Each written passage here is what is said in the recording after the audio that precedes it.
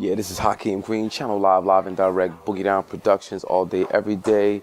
All we do is spark mad-ism, station identification, 1995 hip-hop classic. I came up in the 70s and the 80s. I was born in 69. You know, so like 78, 79, Cass was rapping, Cass was breakdancing, doing a graffiti thing. That's just a part of the culture.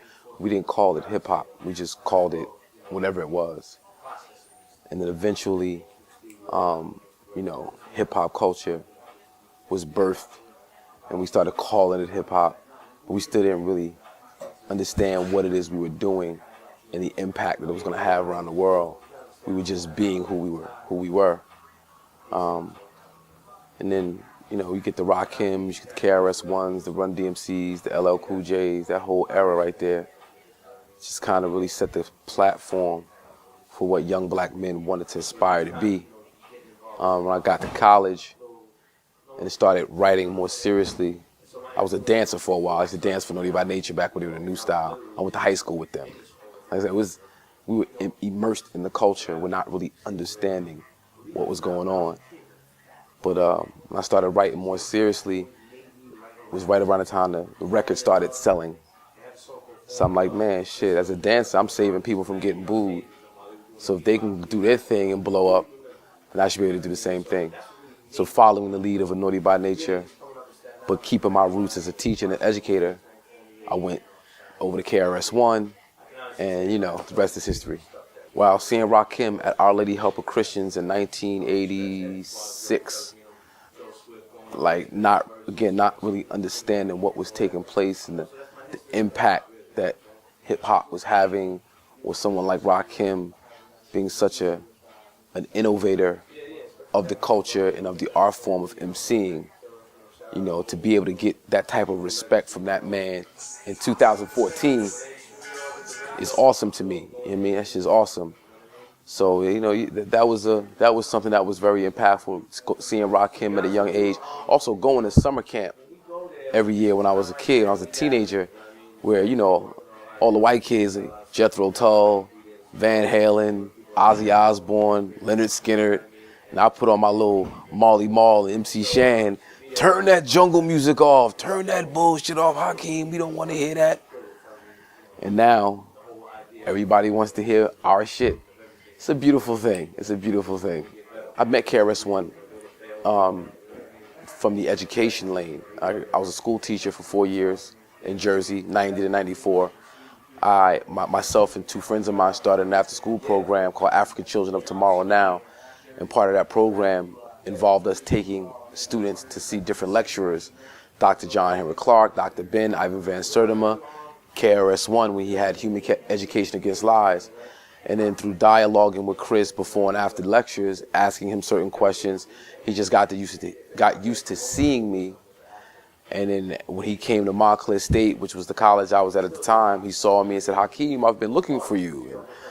And I want you to open up my lectures. Since you're an educator, since you are a teacher, we want you to speak on, you know, the application of education in the system, how it's applied.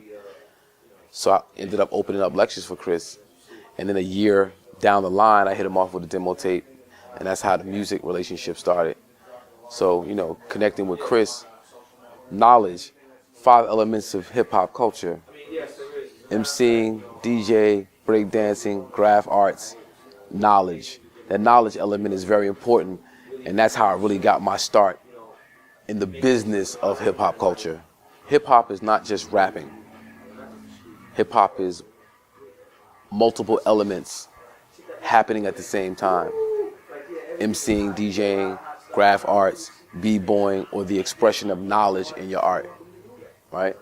So when we focus on just the money or the business of the rap music, that's not necessarily respecting hip-hop culture. So I mean, I would like to see more MCs, more rappers. Rappers get thrown away, by the way. Take the rapper off, you throw it away.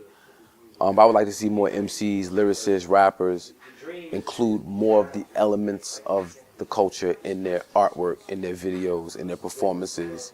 One of the biggest challenges is like, you know, I went to college. I mean, like I spent a lot of time reading, investing in knowledge. in today's paradigm, intelligence is not respected. Intelligence has become an obstacle because people want you to dumb your shit down and appeal to these dumbass motherfuckers running around. So trying to maintain who I am, the integrity of who I am, and at the same time appeal to a mass of people who are not always interested in elevating or evolving past titties and ass, mollies, and being turned up. So that's an obstacle.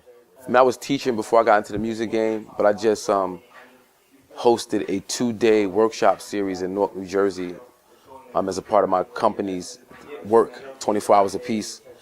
So we bring conflict resolution counselors, critical thinking counselors.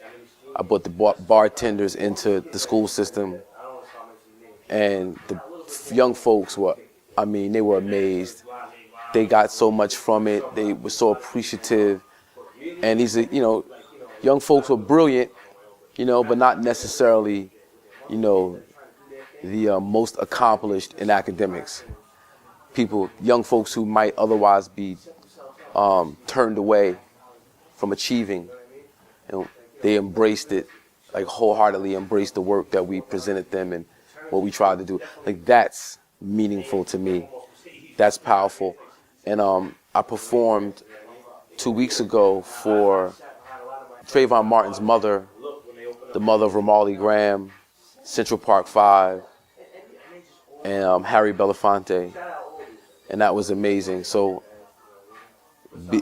getting the respect as an artist with something to say, being able to exercise that talent in front of the folks who really matter and getting the appreciation from them, that's what means the most to me.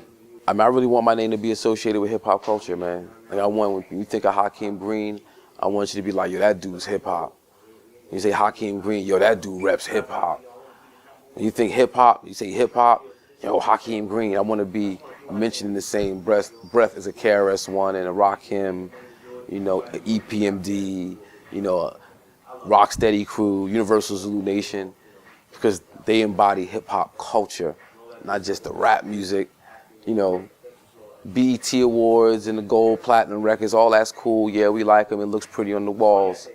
But when you walk these streets, I want the respect from the people who really matter. The strongest advice that I can give you is don't lose the love for the art.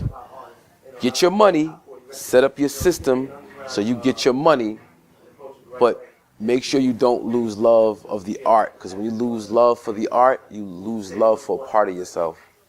You lose a part of yourself, and I don't want to see that happen to you. So maintain your love for the art form.